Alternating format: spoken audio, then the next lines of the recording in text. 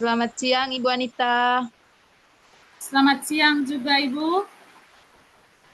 Bagaimana kabarnya hari ini? Kabarnya baik, Bu. Kalau Ibu bagaimana kabarnya? Kabar baik juga, Ibu. Ya, Ibu, sebelum kita melakukan coaching, sebagai awal saya akan memberikan beberapa pertanyaan kepada Ibu. Pertama, saya akan mendiskusikan rubrik penilaian. Pada coaching kita hari ini, coach dan coachee akan saya amati dan saya nilai sesuai dengan rubrik penilaian. Apakah sesuai dengan alur Tirta atau belum? Kemudian, bagaimana Ibu memberikan pertanyaan berbobot kepada coachee dan juga bagaimana coachee tersebut memberikan pertanyaan berbobot kepada coach dan juga bagaimana coachee tersebut merespon atau menanggapi pertanyaan dari coachnya. Dan jangan lupa yang disesuaikan dengan prinsip coaching adalah kemitraan, proses kreatif, dan memaksimalkan potensi. Pertanyaan pertama yang saya berikan kepada Ibu ialah kompetensi apa yang akan Ibu kembangkan pada coaching kali ini? Ya, baik, Bu.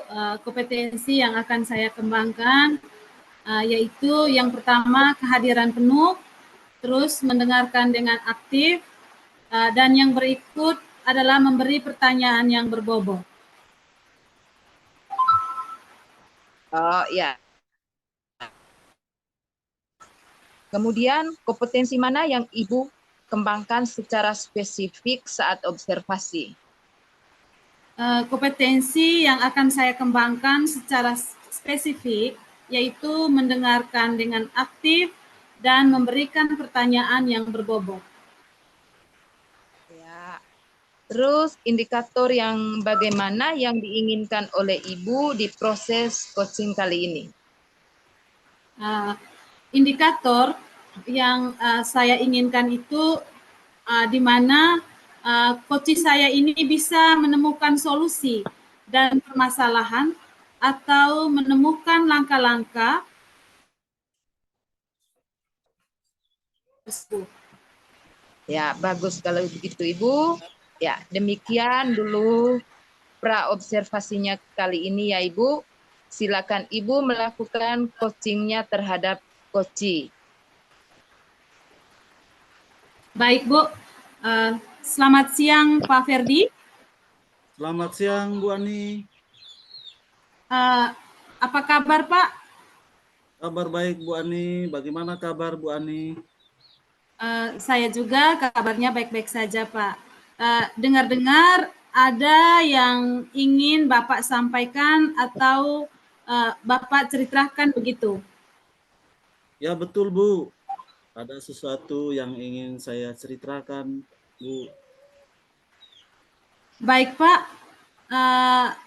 Kira-kira apa yang ingin Bapak ceritakan? Begini, Bu. Akhir-akhir ini saya merasa murid-murid di kelas yang saya ajar itu kurang antusias dalam menerima pembelajaran. Selain itu, murid-murid yang mengerjakan tugas juga hanya 50% tiap kelas, Bu. Menurut Bapak, apa yang Bapak harapkan dari obrolan kita hari ini? Saya mengharapkan solusi atas permasalahan saya, Bu, mengenai antusiasme murid-murid yang saya ajar. Baik, Pak. Menurut Bapak, hal apa saja yang membuat murid-murid itu kurang antusiasme? Kalau saya ingat kembali, hal yang menyebabkan murid-murid saya kurang antusias adalah yang pertama, pembelajaran saya sepertinya sedikit membosankan, terlalu monoton, saya terlalu dominan untuk berbicara, bercerita di depan murid-murid. Yang kedua, saya juga tidak memberikan kesempatan buat murid saya itu untuk berpendapat atau aktif berbicara dalam pembelajaran, Bu.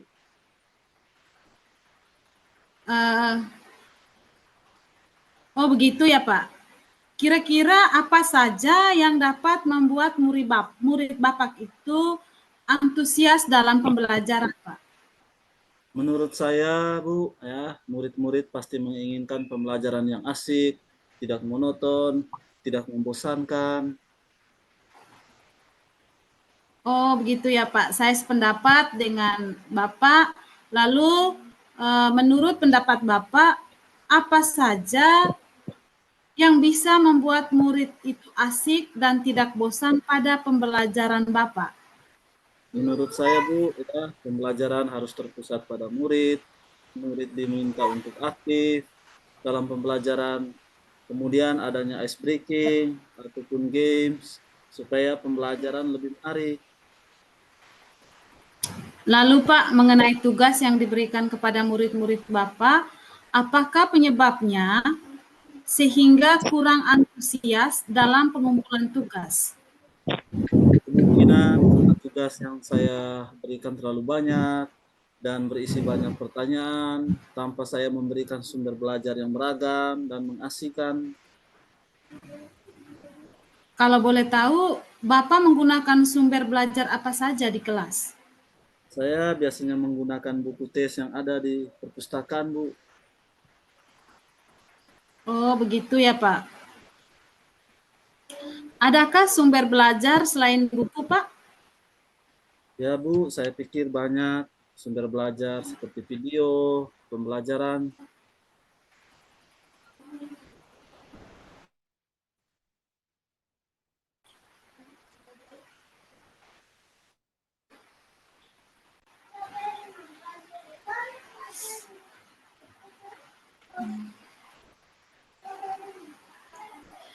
Saya bisa, adakah sumber belajar? Saya pikir banyak ya, Pak. Sumber belajar seperti video tadi, eh, seperti video pembelajaran tadi. Itu sangat betul sekali, dan saya yakin sekali bila Bapak bisa menggunakan berbagai macam sumber belajar, pasti akan membuat murid-murid antusias dalam pembelajaran. Jadi sekarang apa rencana Bapak untuk menyelesaikan masalah itu? Yang pertama, Bu, saya merancang pembelajaran yang mengasihkan dengan menggunakan sumber belajar yang beragam seperti video. Kemudian yang kedua, saya akan memberikan tugas tidak terlalu banyak. Kemudian bentuk tugasnya juga sesuai dengan minat dan bakat murid-murid. Istilahnya saya akan melaksanakan pembelajaran diferensiasi sehingga murid tidak terkesan dipaksa. Ya, murid juga merasa senang mengerjakan tugasnya. Misalnya juga bisa menggunakan dalam bentuk drama, lagu, puisi maupun pantun, Bu. Bagus sekali, Pak. Rencana Bapak tadi itu sungguh sangat luar biasa. Mudah-mudahan berhasil ya, Pak. Terus apa komitmen Bapak terhadap rencana Bapak? Ya, Bu, ya, saya berkomitmen untuk selalu membuat rencana pembelajaran yang mengasihkan, menggunakan banyak sumber belajar untuk eksplorasi materi, sehingga murid-murid saya itu dapat menjalankan merdeka belajar, dan saya akan membuat murid-murid saya senang dalam kegiatan eksplorasi materi, tanpa ada unsur paksaan. Saya juga akan memilih sumber belajar yang menarik dan relevan buat mereka, Bu. Oh, baik, Pak. Luar biasa sekali. Luar biasa sekali apa yang dilakukan oleh Bapak itu. Saya sangat mendukung. Mudah-mudahan semua berjalan dengan lancar dan sesuai dengan harapan ya, Pak. Terima kasih, Bu, atas waktu untuk sharing.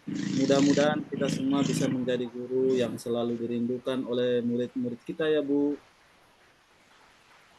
Sama-sama, Pak. Tetap semangat. Baik, Bu. Selamat siang, Bu. Selamat siang.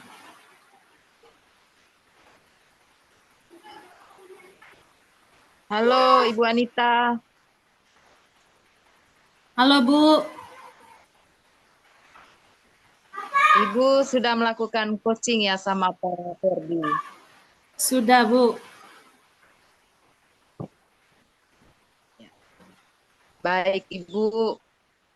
Saya ada beberapa pertanyaan buat Ibu.